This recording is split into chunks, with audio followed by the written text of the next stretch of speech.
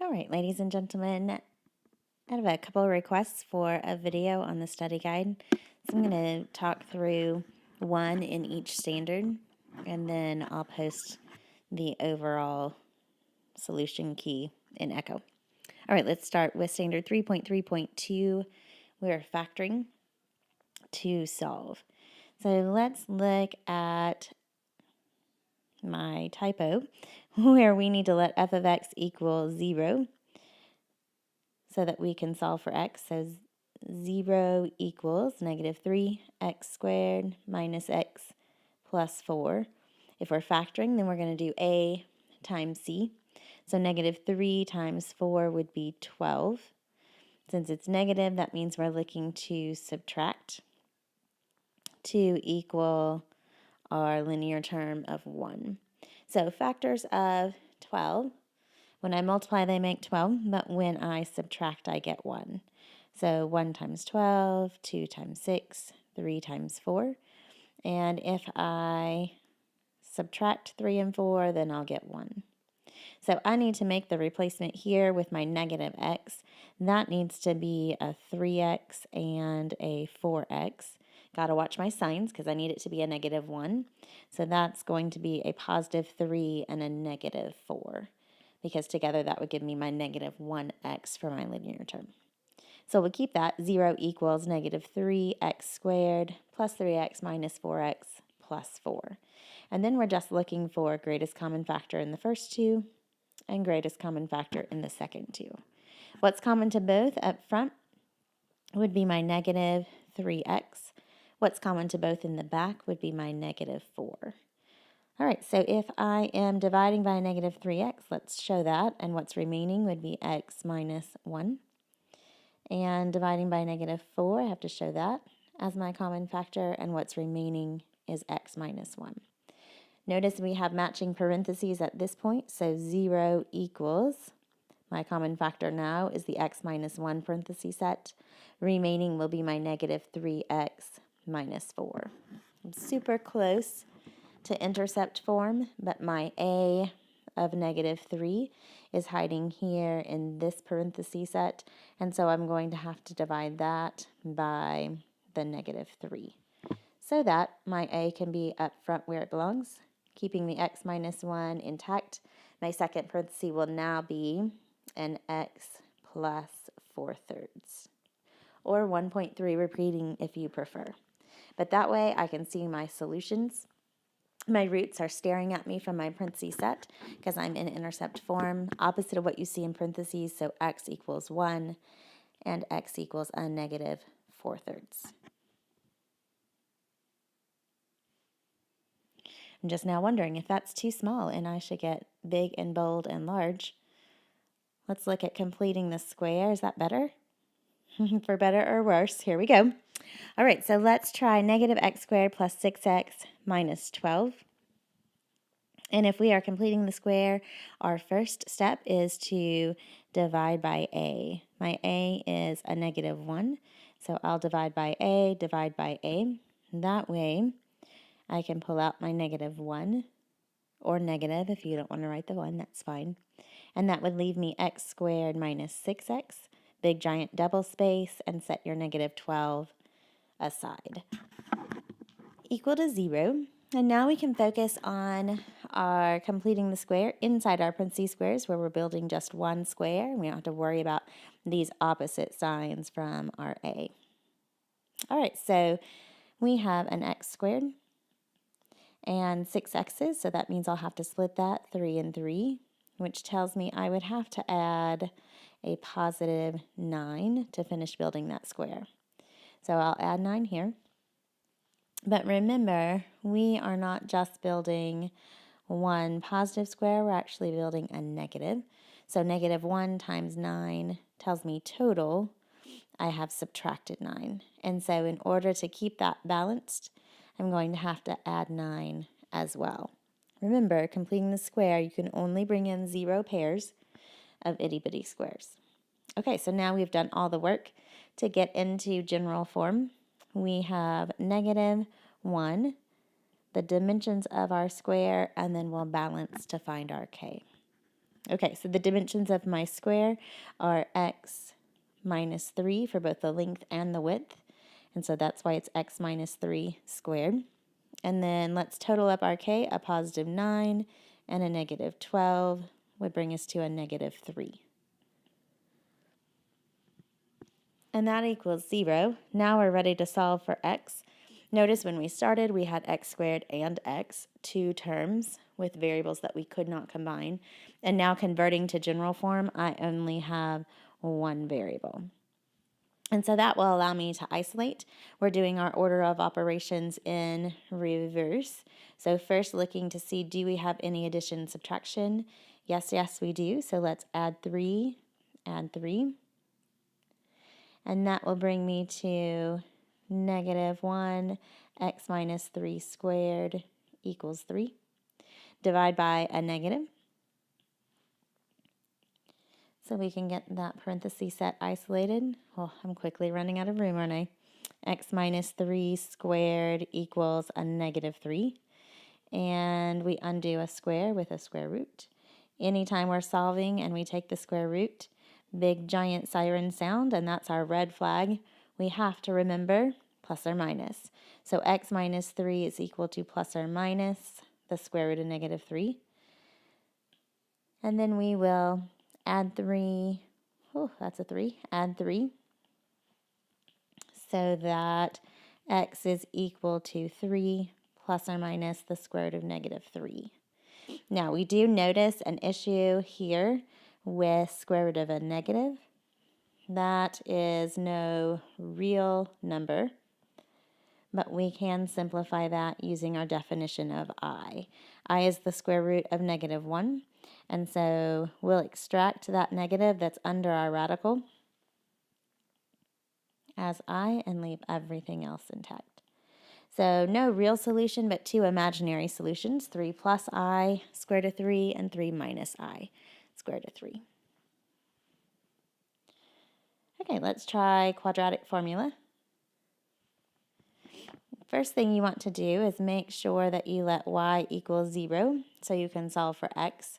And you want to make sure that that's exactly the case, that you have standard form ax squared plus bx plus c equals 0. You need all of your terms on the same side in descending order so that you can quickly see your a, b, and c. We're working with our values only. So a is negative 1, b is 2, and c, our constant, is negative 5. And we're going to use our formula, x equals negative b plus or minus the square root of b squared minus 4 times a times c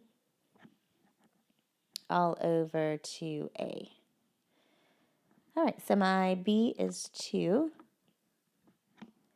My a is negative 1. And our c is negative 5. All right, so x equals negative 2 plus or minus. Come back to that square root in just a minute. All divided by negative 2.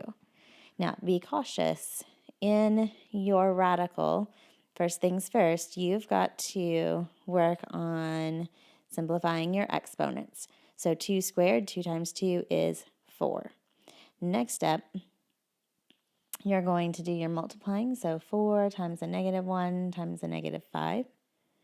If you want to do that all at once, you can even do a negative 4.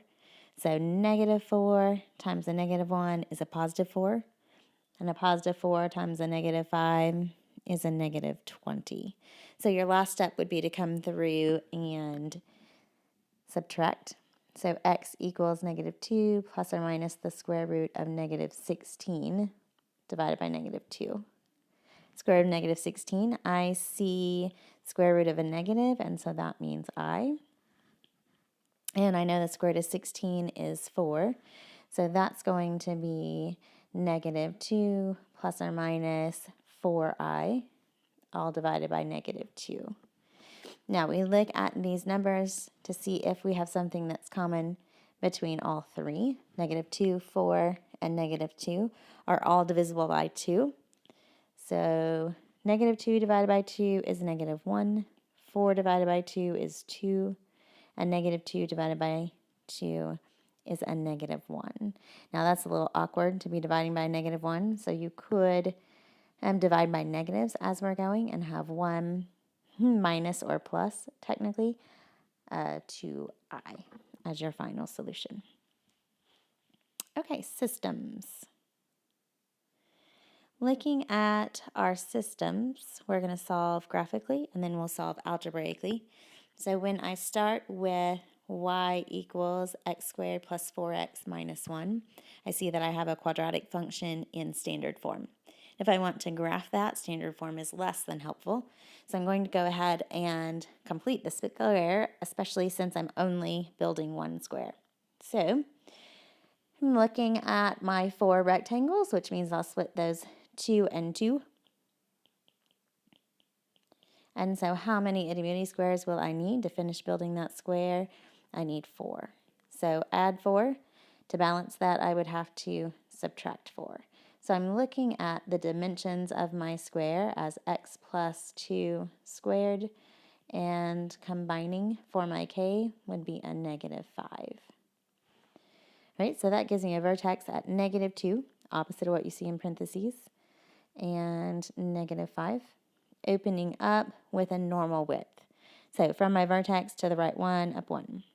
From my vertex to the right 2, up 4.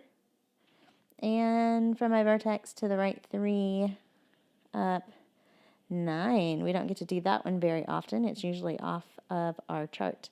But since it's there and we are looking for points in common between our two functions, we probably should go ahead and extend that just in case we need to see it.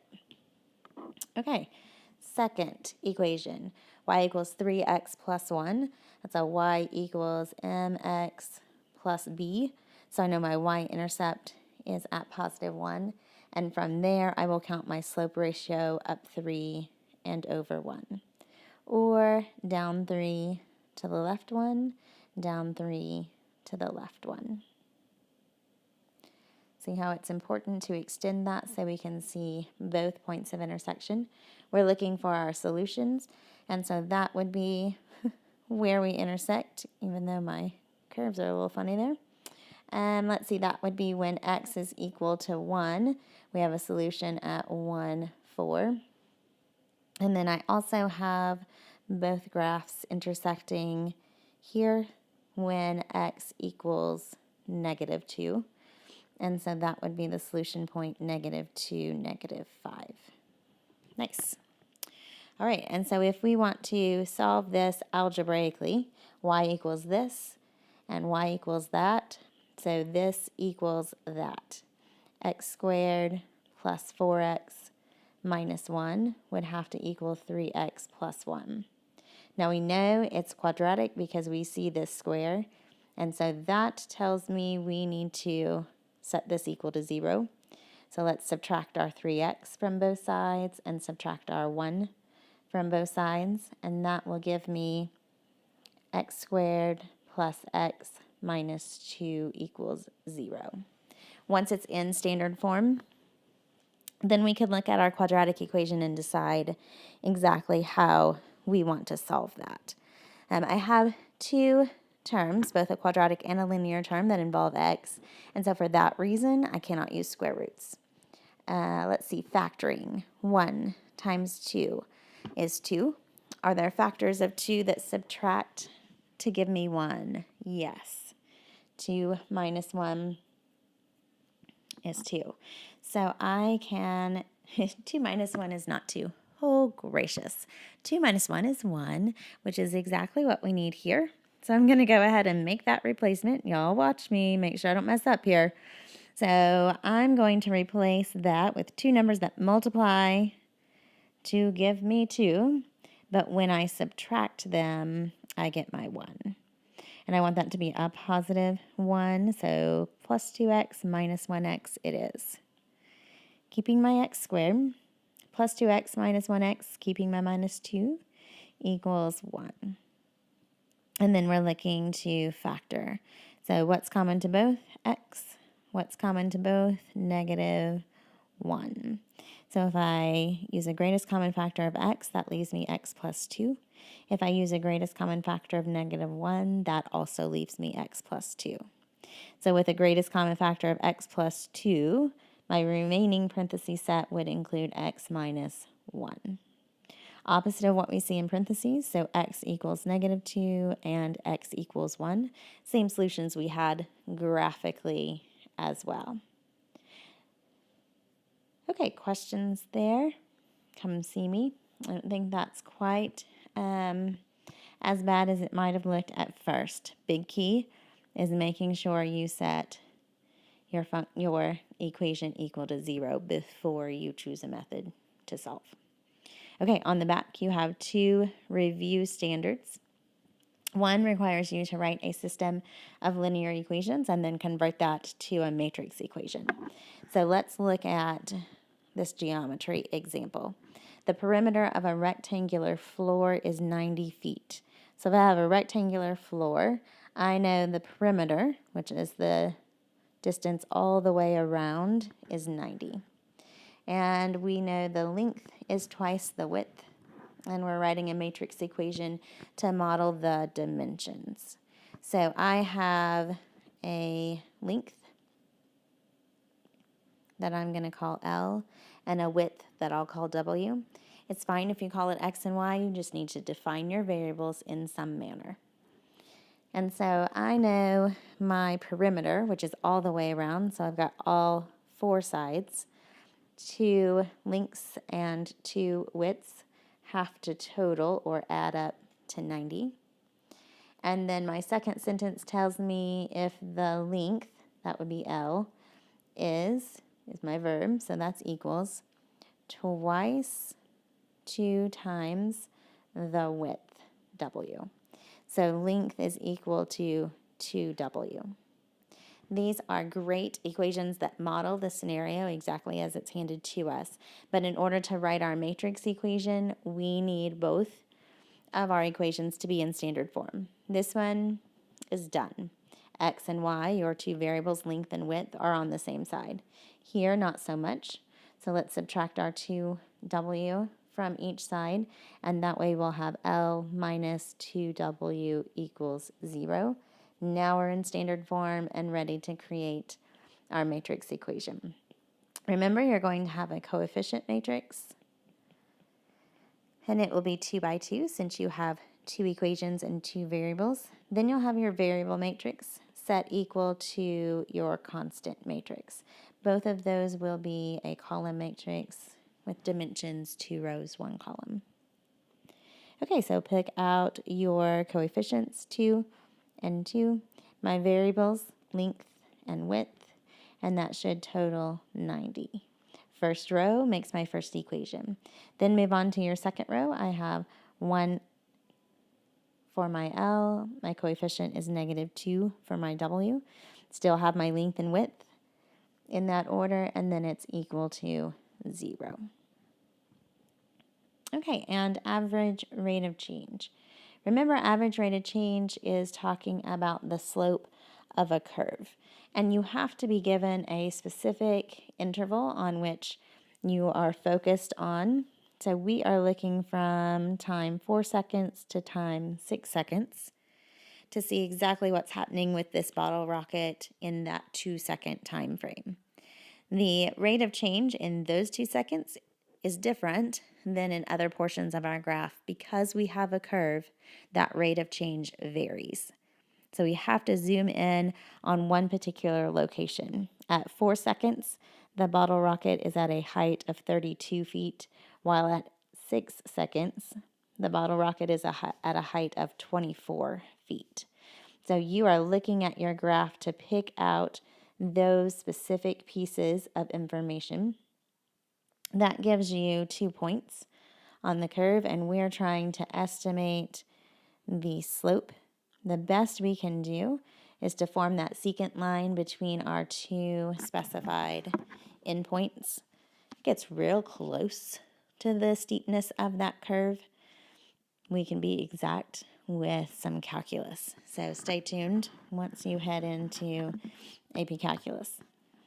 Okay, so we want to find the slope From 32 to 24, that's a drop of 8 feet. And from 4 to 6, that's an increase of time in 2 seconds. You're doing glorified slope. 32 minus 24, change in y, over 4 minus 6, change of x, right? Rise over run. y2 minus y1 divided by x2 minus x1. So 8 divided by negative 2 is negative 4. So we see that our bottle rocket is decreasing at 4 feet per second. But notice in your instructions you are asked to interpret. That means you need to give me a sentence explanation. It has to include your interval. So from 4 seconds to 6 seconds, you got to connect it back to your scenario. What's happening? The bottle rocket, whatever your projected object is, the bottle rocket is either increasing or decreasing. In this case, it's negative for our slope, so we know it's decreasing at an average rate of 4 feet per second. Real important that you include average, because we're looking at that span from 4 to 6 seconds. And make sure you include your units with your rate of change. Notice even though it was negative 4, I took care of the negative piece by saying that it was decreasing. I don't include my direction within my average rate of change calculation. Okay, good luck to you. Happy studying.